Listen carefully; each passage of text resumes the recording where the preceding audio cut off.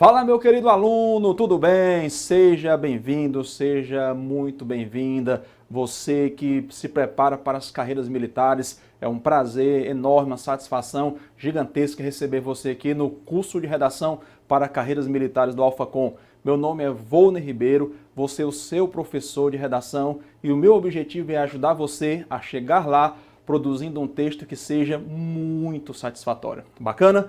Eu sou formado em letras.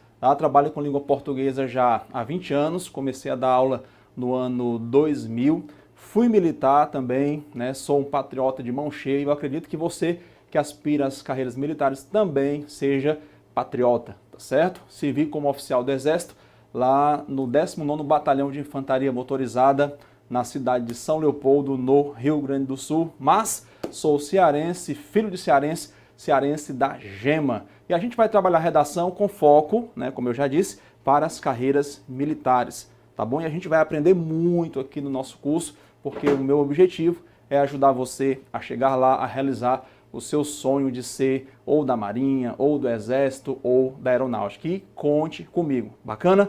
Nós temos sempre, para cada aula, um PDF preparado para você, tá bom? Espero que você baixe. É sempre bom ter o material impresso muitas vezes, tá certo? Mas você pode também ter o formato aí digitalizado, né, conforme você queira. Mas eu particularmente gosto de imprimir, porque eu gosto muito de grifar, né? E talvez você também estude nessa metodologia aí, grifando, tá certo? O nosso curso tem como objetivo qualquer área das carreiras militares, tá? Banca Marinha, banca do Exército, banca da Aeronáutica. O nosso objetivo aqui é produzir um texto, né? A nossa metodologia é para que você produza um texto para qualquer banca. Bacana? E em um momento ou outro do nosso curso a gente vai entrar em detalhes a respeito da banca da Marinha, da banca do Exército, da banca da Aeronáutica, tá? Mas desde já eu queria adiantar a você o seguinte: se você já sabe que vai prestar concurso para a Marinha, por exemplo, é muito importante você já dar uma olhadinha em provas anteriores, conhecer o site da Marinha. Em muitas propostas de redação, por exemplo, a Marinha trabalha aspectos relativos à própria instituição. É muito importante você conhecer também a sua banca, tá? Se você aspira, por exemplo, à Escola de Especialista da Aeronáutica, ou EPICAR, por exemplo, entra no site da Aeronáutica, vê, né, as últimas provas, se inteira do trabalho da Aeronáutica, e assim também com o Exército. Bacana? Mas um momento ou outro a gente vai pontuar um aspecto específico da redação dessas bancas. Mas o nosso curso, né, tem como objetivo aquilo que é comum a todas elas. Bacana? Para que no final você consiga a tão sonhada aprovação. Então, vamos nós, né, nossa aula 1. Nessa aula 1 a gente vai falar sobre, estou aqui com o meu material impresso, sobre dissertação e fatores de textualidade. A dissertação é a prova que você, é o tipo de texto que você vai encontrar na sua prova. E eu coloquei aqui na lousa para a gente, né, ganhar tempo, o que é uma dissertação. Né? A dissertação é uma tipologia textual. Existe a narração, que é contar a história, a descrição, que é fazer um retrato verbal de algo, e a dissertação, que é uma tipologia textual em prosa. Né? Quando se fala em prosa, é para deixar bem claro que você não deve fazer poesia, tá? A poesia tem uma linguagem muitas vezes conotativa, figurada, tá certo? A poesia recria a realidade, transcende a realidade, a prosa é o contrário disso. E lembrando que a prosa usa como suporte os parágrafos, então o seu texto terá parágrafos, tá certo? Estruturada, nessa tipologia textual estruturada em introdução, desenvolvimento e conclusão. No nosso curso a gente vai trabalhar cada parte dessa estrutura numa aula para você entender bem como produzir cada momento aí do seu texto, tá? E qual é o objetivo da dissertação para escolas militares? Nós temos aqui dois objetivos. Um deles é informar sobre um assunto. Quando a dissertação tem o objetivo de informar, nós dizemos que essa dissertação é expositiva, certo? No caso da sua redação para escolas militares, tá? 100% de certeza o seu texto tem como objetivo defender um ponto de vista. Nesse caso, o seu texto será argumentativo. Deixa eu usar aqui um pincelzinho melhor, tá?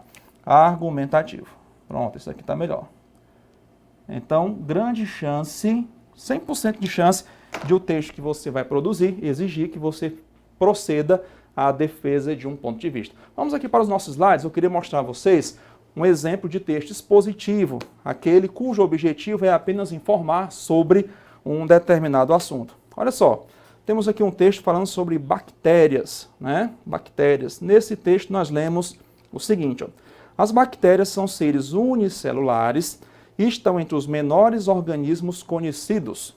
Podem viver isolados ou formar colônias e são encontradas em praticamente todos os lugares do planeta, incluindo o corpo de humanos e animais.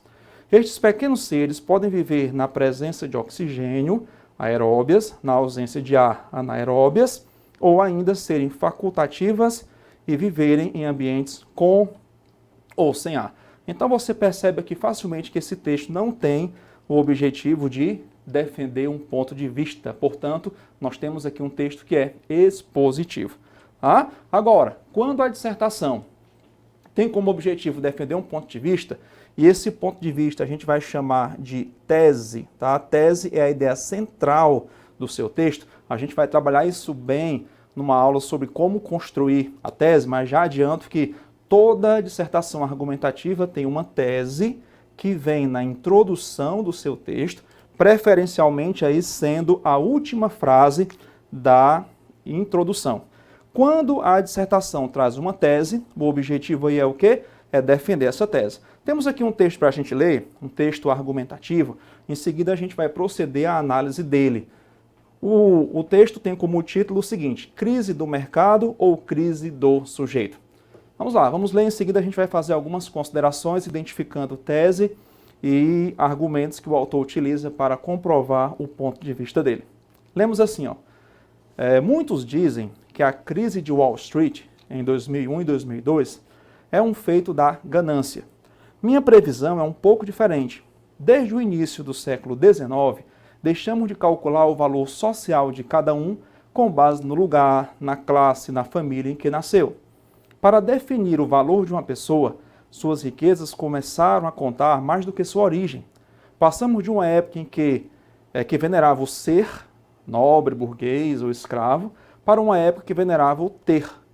A mudança foi democrática, afinal, era difícil escapar do destino que nos reservavam as diferenças de nascença, só à força de casamentos. Mas, no breve espaço de uma vida, por ventura ou pelo trabalho, um indivíduo podia transformar seu status se esse dependesse apenas de sua riqueza. No fim do século XIX, as riquezas tornaram-se conspícuas, fáceis de perceber. Diferenças de consumo e não só de carteira. Essa nova ostentação era o primórdio de uma mudança da subjetividade que seria exigida poucas décadas mais tarde, quando a época do ter entrou em crise em 1929. Passamos de uma sociedade organizada pelas diferenças de bens e posses para uma sociedade comandada pela aparência. Não se trata mais da necessidade de o rico mostrar sua riqueza. Parecer rico torna-se mais importante do que ser rico. Vale mais um pobretão chique do que um ricaço maltrapilho. Essa nova hierarquia, fundada nos sinais exteriores de invejabilidade, mais do que de riqueza, abre possibilidades insuspeitadas de consumo e de crescimento. Para a subjetividade da época do parecer, não devemos o que somos nem ao berço nem às posses, mas ao olhar dos outros. Aconteceu o previsível. A subjetividade dominante impôs seu feitio à sociedade inteira, inclusive à economia. Na época do ter, conspícuo ou não, valiam as empresas que produziam, acumulavam e trocavam riquezas reais. Na época do parecer, a economia também preferiu o parecer. Valiam as empresas que pareciam ricas, ou seja, que produziam, sobretudo, sua própria imagem. Obviamente, no mundo em que parecer é mais importante do que ser, as ações da empresa fazem parte da fachada. Valorizá-las, mesmo por um embuste contábil, é mais importante do que aumentar a produtividade ou equilibrar balanços. Essa bolha estourou. Talvez estoure também o tipo de subjetividade que foi a alma da bolha. Assim como 1929 anunciou o fim da época do ter, 2001 e 2002 anunciariam o fim da época do parecer. Depois da subjetividade do ser, do ter e do parecer, quem sabe, seja a hora de uma subjetividade do fazer e do fazer, se possível, as coisas certas. Texto publicado aí no jornal Folha de São Paulo, nós vemos claramente aqui um texto de natureza dissertativa a argumentativa. E com base na leitura desse texto, nós podemos concluir algumas coisas. Eu fiz aqui umas pequenas análises para a gente se inteirar do processo argumentativo desse texto. Por exemplo, todo o texto, é o texto inteiro, se organiza em torno da defesa do ponto de vista, defesa do ponto de vista. Então, se ele defende um ponto de vista, esse ponto de vista se chama tese,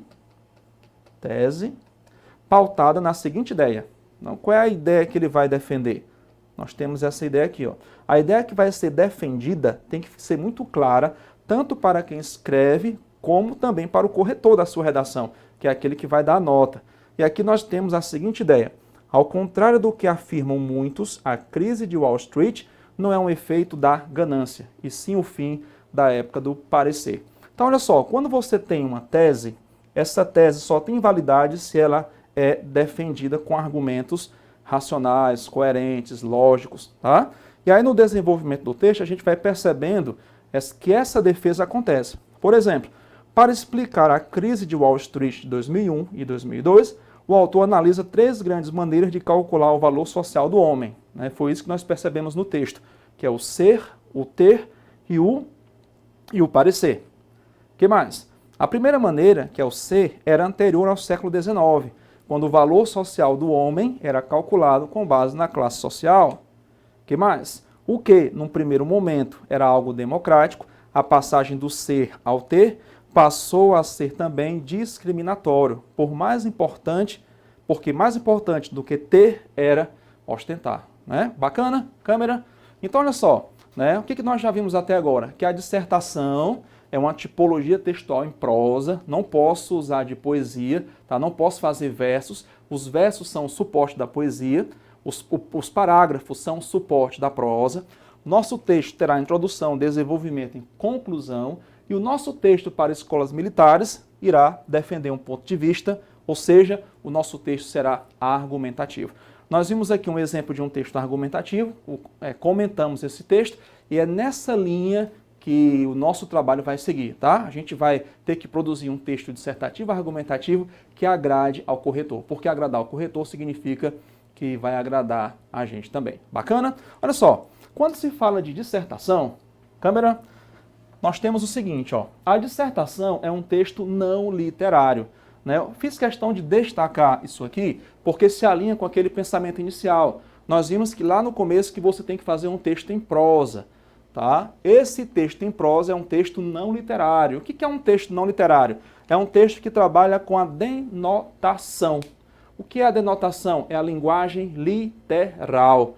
Ou seja, na sua redação você não pode trabalhar com conotações. Tá? Tudo que é dito aqui é entendido ao pé da letra, ipsis literis. Ok? Por exemplo, você tem a palavra flor. A palavra flor na botânica, por exemplo, tem uma característica própria, literal. Num texto poético, flor pode ser uma pessoa, flor pode ser até a própria língua portuguesa. No poema de Olavo Bilac, quando ele chama a língua portuguesa de última flor do Lácio. Aqui não, aqui eu primo pela literalidade. Tá? Outro aspecto do texto não literário, que é a nossa dissertação, a objetividade. Professor, qual é a diferença entre objetividade e subjetividade? Por exemplo, eu digo assim, este pincel é vermelho. Eu tenho aqui informação objetiva. Se eu disser este pincel é bom, então eu tenho informação subjetiva. Então a objetividade é aquilo que é, independentemente daquilo que eu acho que é. Para isso, eu aconselho a você usar verbos em terceira pessoa ou na voz passiva. Por exemplo, sabe-se que, acredita-se que. Tá? Professor, eu posso usar sabemos, primeira pessoa do plural? Posso usar, mas eu não aconselho, tá? Para dar ao texto um ar de impessoalidade, porque a pessoalidade e a subjetividade caminham juntas, tá? Para dar ao texto um ar de objetividade e impessoalidade, eu sugiro a você que use a terceira pessoa. Bacana? Primeira pessoa do singular, nem pensar. Eu acho, eu penso, eu acredito, na minha opinião, porque é mais importante que você dê ao texto um trato científico, tá certo? Um trato científico. O que mais? Caráter monossêmico.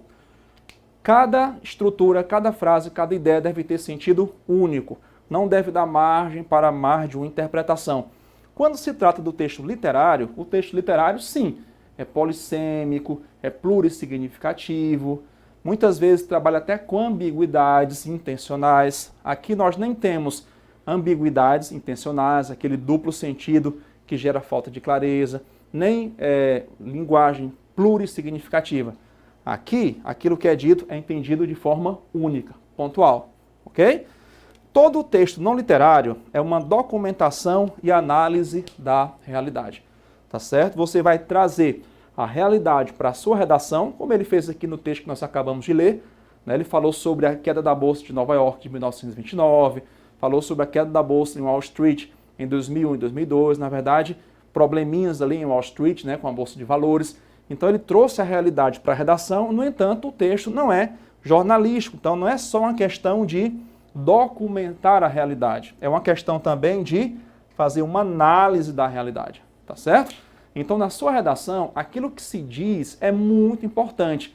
Agora, aquilo que se diz tem que estar somado àquilo que você vai analisar, a sua análise. Então, eu preciso de afirmação e de comprovação. Bacana? Sobretudo no desenvolvimento do texto. Sobretudo no desenvolvimento. Afirmar sem comprovar não dá ao texto a validade da afirmação. Para validar uma afirmação, eu preciso comprovar aquilo que eu estou afirmando. Ok? E outro aspecto do texto literário, não literário, né, é a função utilitária. Certo? Função utilitária. Uma poesia, por exemplo, tem função estética. Por que nós lemos poesia? Por que nós ouvimos música? Porque isso, de certo modo, desestressa, né? Mexe com os sentidos. A pessoa ouvindo uma música pode ter emoções fortes, rir ou chorar, por exemplo, ficar saudoso, né, de algum momento, de alguém. Mas aqui não. Aqui o objetivo é ser útil. Tá? Daí a função utilitária. Bacana? Vamos na sequência aqui, né, para os nossos slides. Nós temos aqui um texto que tem como título o seguinte: Jovem tem saudade? Antes de a gente olhar aqui para os nossos slides, eu queria comentar o seguinte com você, tá? O texto que você pode encontrar na sua prova para escolas militares pode trazer um assunto de ordem social, de ordem polêmica, por exemplo, eutanásia, né, um assunto polêmico, tá? Um assunto social, desemprego, tá? Também pode trazer um assunto de ordem científica, de natureza científica, ou pode trazer um assunto subjetivo, tá? A gente tem percebido em muitos vestibulares, muitos concursos de vocês, né, a ESA, por exemplo, tem trazido bastante temas de natureza subjetiva. E eu trouxe aqui um exemplo para você entender como isso acontece, tá bom? Porque muitas vezes a gente se prepara para uma análise muito objetiva, muito denotativa, muito científica, a gente age, né, na redação como se fosse um jornalista misturado com um cientista, e aí vem um tema de natureza subjetiva, beirando, né, o literário, e eu não sei como proceder. Então, olha só, né, vamos dar uma olhadinha nesse texto aqui, ó, tá? Quando o texto é de natureza subjetiva, eu levemente, tá? Eu coloquei aqui no seu material, inclusive entre aspas, levemente vou dar ao texto um ar subjetivo. Por exemplo, olha só que texto bacana, aqui é uma dissertação. Jovem tem saudade? Vamos ler. A juventude de hoje vive um processo inusitado na história. Tem saudades daquilo que não conheceu nem viveu. Mas sabe como foi e curte. Por quê? Em primeiro lugar, porque vive um cotidiano de grande mutação que a nada fixa, consolida ou solidifica. Tudo é provisório, do bem de consumo à moradia e ao casamento. Certa necessidade de solidez, pelo menos no que é básico da vida, é importante para o jovem, protege-o, e aquilo que permaneceu a respeito de mudanças é algo sólido, feito de um material que aplaca no jovem o medo inconsciente ou consciente da transitoriedade e provisoriedade que o cercam. Em segundo lugar, porque o jovem tem muito presente o nível de agressão e ameaça dos tempos atuais. Como quem adivinha caminhos mais seguros e menos ameaçadores, ele procura em temas do passado alguns conteúdos pacificadores hoje distantes. O jovem percebe a existência, em décadas anteriores, de sentimentos, maneira de ser, forma de expressar, vivências. Ele percebe que eram tempos de menos loucura, doença, agressão, tensão, terror. São, portanto, duas formas de saudade diferentes da saudade tradicional, digamos, aquela que se sente por pessoas, músicas, tempos vividos. Há também, contemporaneamente, uma terceira forma de saudade, a saudade do recente. É talvez a rapidez da mudança e a vertiginosidade do processo de transformação que nos atinge. Que vivências recentes ficam logo sepultadas pela avalanche de novidades inerentes ao sistema industrial, sempre a exigir substituições permanentes de tudo. Assim, o que vivemos recentemente fica parecendo tão distante, longínquo, como vivido há muito, muito tempo. Mesmo uma geração ainda jovem já pode ter essa forma de saudade. Com a rapidez da mudança de alguns anos para cá, há mais coisas sepultadas do que o ocorrido, gasto, feito, acontecido, usado há 4 ou 5 décadas. Haveria uma quarta forma de saudade, a saudade pelo não vivido.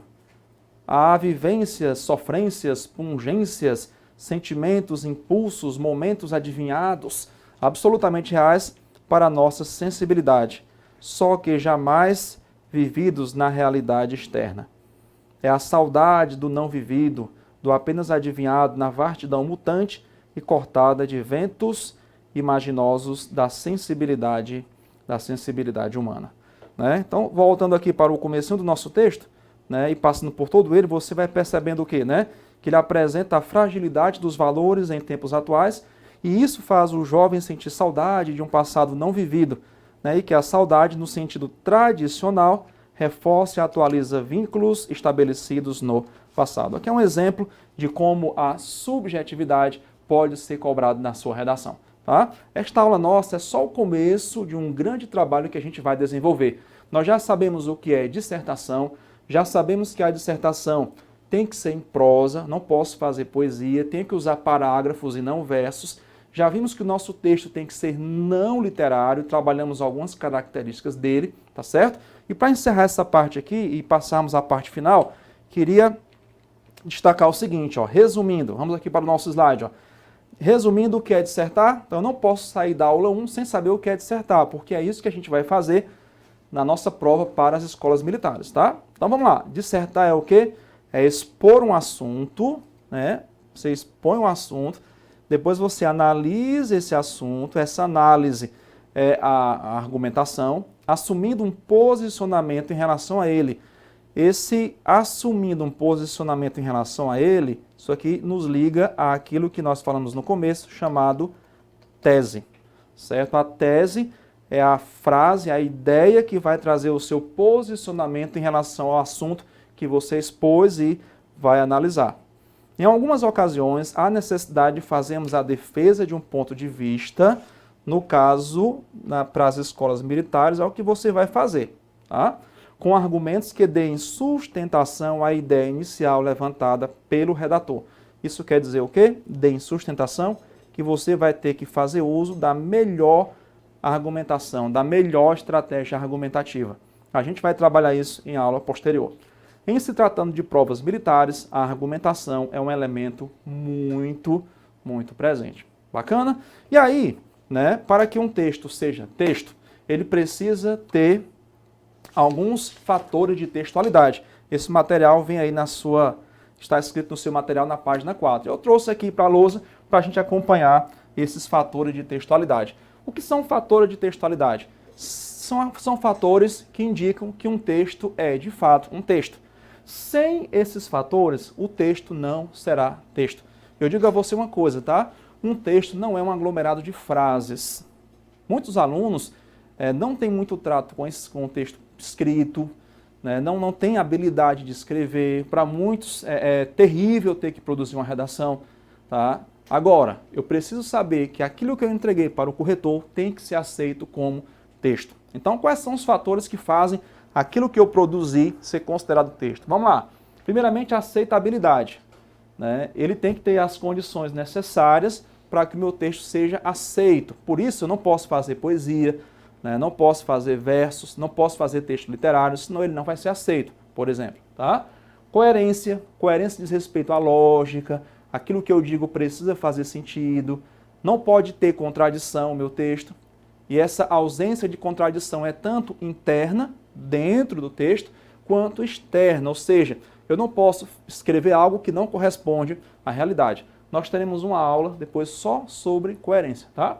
A coesão diz respeito à ligação, conexão de ideias, né? A coesão, que é um termo criado na física no século XIX, tem a ver já com as palavras, uma palavra conectada a outra, uma frase conectada a outra, um parágrafo conectado a outro, para que no final o seu texto seja uma unidade. Porque essa é a definição de texto em latim, tecido, né? E os fios se entrelaçam formando o quê? Formando uma unidade. Também vamos trabalhar coesão em 2 aulas, tá? Informatividade. Se o texto não é informativo, ele é o quê? Previsível. Então, desde já, eu já recomendo que você passe a ler mais, ver filmes, ter contato com pessoas mais velhas que você, mais experientes que você, porque o seu texto tem que ser informativo. Quanto mais informativo, menos previsível, tá certo? O que mais? Intencionalidade. Todo texto tem uma intenção. No caso da sua prova, qual é a intenção? Fazer uma dissertação argumentativa dentro das normas da banca, seguindo o tema que foi orientado na prova. Essa é a nossa intenção, né? Intertextualidade. O nosso conhecimento de mundo tem que ir para a redação. Essa intertextualidade está muito ligada com a ideia de informatividade, tá? Raramente você vai ter um texto que nasceu em você. O texto geralmente é fruto daquilo que você leu, viu, conversou com alguém, presenciou. Então, o seu texto precisa ser intertextual, precisa estar ancorado, né, em outras áreas do conhecimento. História, geografia, sociologia, ciências políticas, enfim, tá? E você precisa reconhecer a situacionalidade. Qual é a situação? Estou diante de uma prova, um concurso militar, que exige uma redação de acordo com a norma culta da língua, tá? A norma culta da língua, que exige que a estrutura esteja impecável. E quando se fala em estrutura, a gente está falando de quê? De introdução, desenvolvimento, conclusão. Às vezes eu pego redação para ler e o texto começa com cara de desenvolvimento, ou termina sem que a gente perceba uma conclusão ali. Então pode parecer fácil, mas não é tão simples assim, apesar de não ser tão complexo também, tá? Mas o seu texto tem que ter uma estrutura bem feita, introdução, desenvolvimento, conclusão, deixando claro em cada momento, não escrevendo isso, mas deixando claro pela fluência do texto, que o texto começou, desenvolveu e finalizou, tá? E você precisa interpretar o tema, tá? Para que essa situacionalidade seja bem feita, eu preciso, além de usar a norma culta, ter um texto bem estruturado, fazer a correta interpretação do tema, porque se eu entender errado eu vou fazer outra coisa. Lembro-me uma vez, pediu-se uma redação sobre lazer e falaram sobre laser. Então, assim, a grafia é muito parecida, né? O nosso câmera está rindo aqui, ó. A grafia é parecida, né? Troca um S pelo Z, mas confundiram aí catraca de caminhão com cunhaque de alcatrão, né? Então, eu preciso entender bem o tema, tá certo? Lembro-me uma vez, caiu uma prova para concurso militar, cujo tema era Quando eu vejo um militar, né?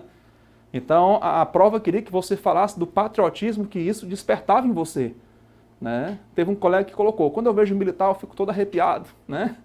Então, não sei qual era a intenção dele com isso, né? Eu quero vestir aquela farda também, mas eu acho que ele entendeu errado o tema, tá certo? Então, interpretar o tema corretamente é muito, mas muito importante mesmo, para você se manter no foco, tá? E por último, o conteúdo, né? É como eu vou apresentar isso. Eu entendi o tema, eu domino bem a gramática, o meu texto está bem estruturado, mas a questão é, câmera, como é que eu vou apresentar isso aí? Bacana? Eu me despeço aqui de você nesta aula, neste momento, tá? Dizendo o seguinte, o seu texto deve ter pelo menos 4 parágrafos, tá? Nós falamos em estrutura, e nessa estrutura você vai fazer um parágrafo de introdução, 2 a 3 de desenvolvimento, só um parágrafo de desenvolvimento. Pode, professor? Não, tá? 3 no máximo, tá? Porque afinal o texto tem uma limitação de linhas. Bacana? E um parágrafo de conclusão. Então o seu texto vai ter de 4 a 5 parágrafos, tá ok? Para quem vai fazer SpaceX, a sua redação deve ter de 25 a 30 linhas. Se você fizer só 24, perde ponto. Se passar de 31, começa a perder ponto. Tá? Para quem vai fazer ESA e outros concursos, você pode fazer de 20 a 30 linhas, mas eu sugiro, né, a gente pode padronizar aqui, não é lei, tá? Em torno de 25, 26 linhas, tá? Isso vai servir para qualquer concurso militar. Bacana? Forte abraço e conte comigo nessa caminhada aí rumo às escolas militares. Valeu? Tchau, tchau.